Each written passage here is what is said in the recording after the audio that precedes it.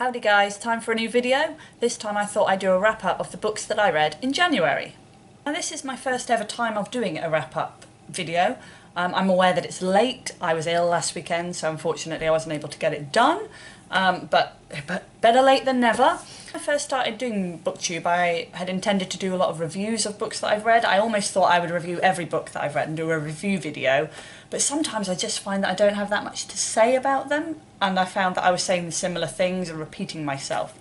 And I'd seen from other booktubers I've watched a lot of wrap-ups, and it seems like a cool way to sort of just succinctly say what you think about a book. So I thought I'd give it a whirl. So this month I have read 3 books.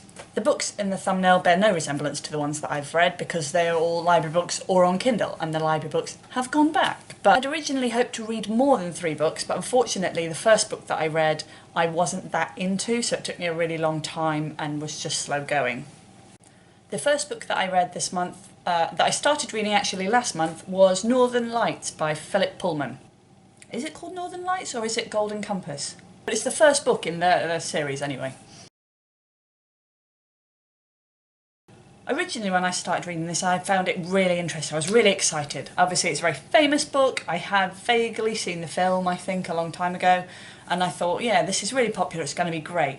And when I first started reading it I was really into it, found the story fascinating, that it was just a good mix of mystery and excitement, and that you did want to read on and find out what was going to happen. But I wasn't able to sustain that to the end of the book. One thing that annoyed me, I'm not sure if I've mentioned it before, is that I blooming hate reading books that are written in an accent. It just annoys me. Trainspotting does it, Colour Purple does it, and both of those books I just did not like. And I think that's just a personal preference.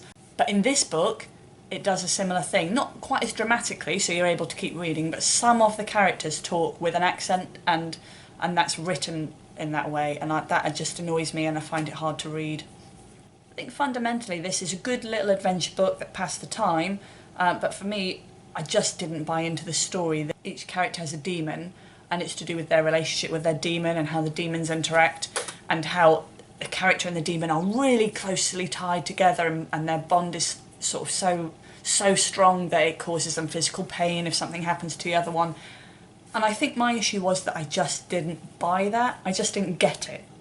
I just couldn't put myself in a place where I could imagine just some daft old animal that you were completely connected to. And I think that as the story developed and the relationship with the demons became more and more significant, I lost more and more interest.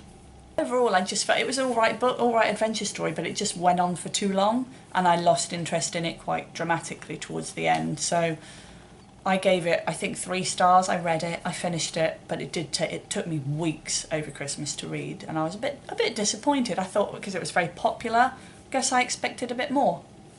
Now the second book that I read this month was a graphic novel. It was one that I picked up at the library because it happened to be there, and it was Username Evie by Sugg, famous YouTuber. Similarly to the Golden Compass, I found it was alright, but it was nothing to write home about, I suppose. It was okay, but not anything to get too excited about. I think graphic novels are okay, I enjoy reading them, but I don't get sucked into them quite as much as I think that people that enjoy them typically do. Kind of like the plot, I like the idea of this sort of character with issues that then, you know, went through something quite exciting storyline to help her deal with them. That was quite nice, but it felt very teenagery. A lot of it was about, you know, wanting to be pretty and wanting to be popular and wanting to be this and that. But to be quite honest, at 32 those things don't seem quite as important as they do when you're a teenager, and I'm just a bit, it didn't tick boxes for me mentally. It was stuff that I'm not interested in. The major flaw, the biggest flaw for me in this book was the characters. I found them very, very weird and one-dimensional.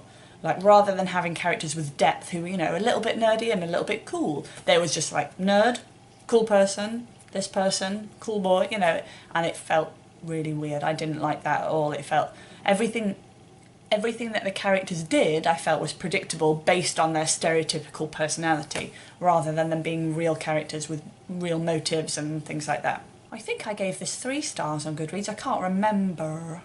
It might have been 2 stars. I finished it because it was short, but it just didn't do it for me at all. The final book that I read this month was You by Kepnes. This was a book that had been on my to-read list for a while, but as I'd never really heard of it before, I can't even remember where I found out about it. So it had been one that wasn't particularly dominant, but when I went to the library to pick books out, it was one that was on my to-read list and it was there. So I thought, why not? And boy, am I glad that I did. Love this book. I think I'm going to do a separate review on this book because I love it that much. I feel there's so much I could say about it. So look out for that video very soon.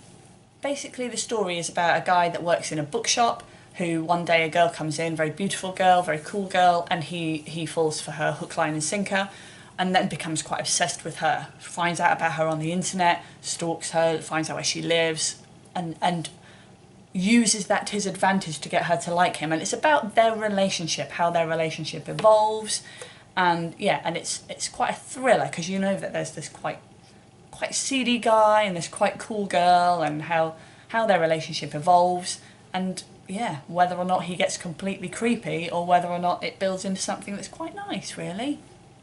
Not going to tell you though. One of the things that's great about it is that the main character, the guy who stalks everyone, works in a bookshop, and he is a complete book nerd, and there are quite a few book references, which really appeals to me because you feel like you know him and you feel like you're cool. But the best thing about it, I suppose, was just I kind of expected that it would be one of those slow burners, that we'd introduce the character, then eventually you'd learn the girl would come into the shop one day and you'd follow that story. But actually I think the first page was about him meeting her and what he thought of her.